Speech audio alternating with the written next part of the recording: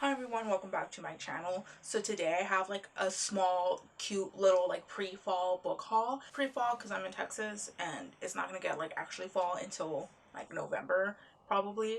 So it's pre-fall for me. Here are some of the books that I've gotten since my last book haul. It's not a lot. I've been mostly trying to focus on library and like my physical shelf that I already have.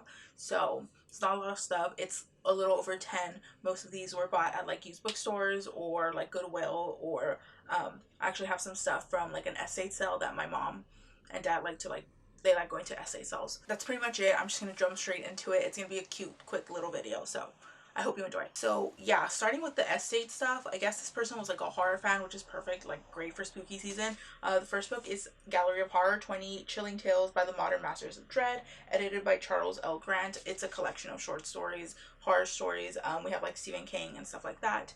I don't think some of these stories were like written for this collection. I think it's just like compiling some stuff, but I believe, let's see, yes, so this was put together in 1983, so they're a bit older, but it's in like pretty good condition. By the way, if you hear like working outside, I can't, there's people doing some stuff. So yeah, maybe I'll pick this up for October to get into the mood. It doesn't even have to be before October, just in general these last few months of the year are great for like horror stuff. So yeah, also at that same estate sale that my mom went to, this is really nice copy of Salem's Lot by Stephen King. I'm not a big collector of Stephen King. I want to read more of his work, but I just like take whatever I can find. And this is the illustrated edition from Doubleday. I don't know if this is a good copy or if this is something that like Stephen King fans like, this edition, but it is Salem's Lot, and I've been trying to get more into Stephen King, specifically some of his earlier work first, to get that out of the way, since that typically tends to be some of his better stuff. There are some really nice like photos in here, and I believe not only is it like the actual story, but there seems to be like extra content thrown in here as well. Don't know much about the actual story other than like this town gets a little crazy because of some new visitors. I don't know much more than that. So these next few books play into a habit that I thought I broke, and that is this thing that I used to do where I'd pick up like all books in the series, or at least a majority of them, before actually starting the series.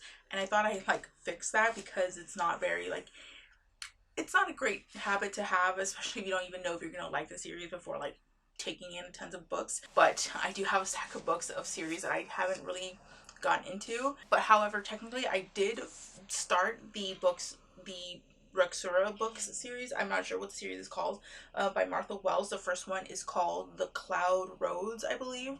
And I literally just started it yesterday. But in the series, we follow a young man named Moon, and he doesn't really know what like a race he is. He can shift into this like dragon type thing, but he doesn't know if he has people. He's kind of just been floating from like village to village, hoping someone will take him in. Occasionally he does get kicked out of a village because they don't trust him, because he is like other. Eventually he does come across someone who says that he's of the same race and he knows where his people are, and he gets involved in this big political thing. Again, I just started the first book, so I don't really know plot wise much more than that, but I think this is the second one, Edge of the Worlds. The first book I'm borrowing from my library, and I found this like at my Goodwill, and I was like, I meant to start the series soon. So the next book I picked up is the second book in the like City of Brass series by S.A. Chakraborty. This is The Kingdom of Copper. Again, I haven't read the first book, but from what I know, I believe we follow some sort of con artist from Cairo who accidentally summons like a djinn. Don't know much more than that, other than like the fans absolutely love this series, the people who have read it. I have the first book, just haven't started it, so I just picked up the second because it was pretty cheap at my used bookstore. It was like less than $5, so you take what you can get when you can find it, so I bought it. This next book I'm pretty sure is like the third or fourth in the series, but I do really love this author. I have read some of her work before, and this is the Dragonair by Cinda Chima. The first book I think is called The Warrior Heir. From what I know, we follow a young man who has some sort of physical disability where he takes a bunch of like medicine for, I think, and at some point he like forgets to take this medicine or something along those lines, and his body starts changing and he becomes like stronger and tougher. He's feeling great about himself, like feeling like he doesn't have to rely on his medicine, until like one day he like accidentally kills like a classmate, finds out he's part of this like secret underground like world of like sorcerers, and he's part of this long standing battle between houses there's underground war, there's some sort of like competition tourney thing.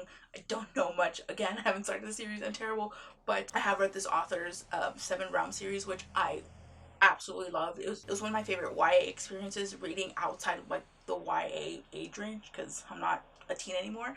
But I really loved that other work. I'm hoping I'll love this as well, since I do really like her stories, and how she like plots out things. So this next book I picked up because I want to read more from this author. I finally read my first Brandon Sanderson. I read the first book in the Mistborn Era 1 series, and I just want to read more. I really liked that story, so I did pick up a mass market paperback copy of Elantris. I know this is kind of like a standalone. I don't know if he's expanding any of his earlier worlds, or if there's like short stories elsewhere. I don't really know too much about the plot, but if it's kind of like, if his work is similar to Mistborn, I'd imagine that it's best just go in blind. It is Sanderson, so I'm assuming at the very least I'll just like it. I don't know if this is a new release. I feel like I've only seen these books like recently within the last few months, but all at least three books in the series are already out. Maybe, I don't know if the publisher picked it up like from like a self-published author, I don't know. But I have Half a Soul by Olivia Atwater. This is book 1 in the Regency Fairy Tales series. I don't know if they're companion novels or sequels or whatever. I've seen this book a lot, and I also heard how like adorable and cute it is. But in this book we follow a young woman named Theodora, and I think she was cursed by a fairy or some fae, and she has half a soul, and it causes her to have like, she's essentially like really shameless, and she kind of gets herself into like trouble, though she doesn't really feel much about it. And then some lord, I'm assuming her love interest, like finds out about her um situation and like convinces her to join this kind of fairy plot. I don't know, it looks fairly short, but I have heard it's like super adorable. Also, my dog is snoring really loud, so sorry if you can hear that. And the AC just kicked in, so love that for me. It's gonna be a little loud, I'm sorry, it's still super hot in Texas. But continuing on, I believe this is the first book in the series. This is the Diabolical Miss Hyde by Viola Carr. This is like a reimagining or a different take on Dr. Jekyll and Mr. Hyde. We follow the daughter of Dr. Jekyll, and she has like the same like affliction as her father. I even think her father gave it to her. I don't know if it was like a bad thing, a bad parent decision, I don't know. So our main character is a crime scene investigator, and she like hunts down like serial killers or something along those lines. This is also like a steampunk London setting. Someone from the Royal Society comes to investigate our main character. I'm assuming this is gonna be like fun, urban, steampunk, fantasy, mystery, like good, delectable, easy to get through type of fantasy. So I didn't really know much about this before picking it up. I saw the spine, looked at the cover, and I was like, oh, this looks like very steampunk like, which I haven't read steampunk in a hot minute, so I only have a few more books, and these aren't really the books I typically would have picked up. This next book I picked up mostly because the holiday season is coming up, and that's truly when I want to read like more cozy romances. I want to read like seasonal romances as well. So I picked up My True Love Gave to Me, edited by Stephanie Perkins. This is a collection of like Lifetime-esque type romances, short stories. We have authors like Holly Black, Jenny Han, David Levithan, Stephanie Perkins, Kirsten White, Laini Taylor. I'm assuming they're going to be like more YA because these are typically YA authors, but we'll see. This next book I've kind of read parts of. I have Sophocles' Antigone, Oedipus the King, and Electra. I've already read Antigone before for like university purposes, and my copy's like really thin. And I saw this one at my Goodwill, and I was like, you know what?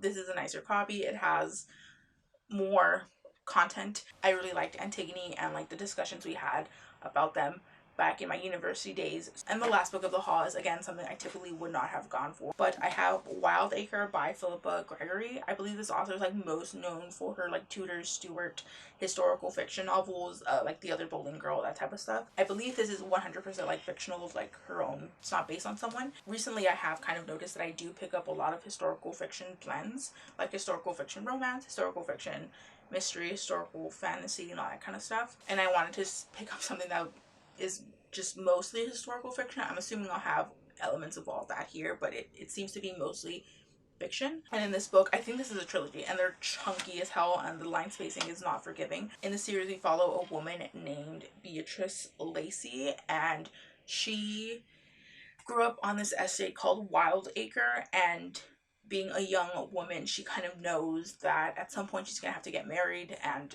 lose that connection to her upbringing, her name, and all that kind of all that stuff. But the book says Beatrice will use any means necessary to protect her ancestral heritage. Seduction, betrayal, even murder. Beatrice's passion is without apology or conscience, so it kind of looked like she's gonna like do whatever it takes to like maintain what she has. It says, yet even as Beatrice's scheme seems about to yield her dream, she is haunted by the one living person who knows the extent of her plans and her capacity for evil. Maybe we follow like an evil character. I feel like that would be great in this setting. It's Georgian England. So that is the haul. Again, it was a short little video.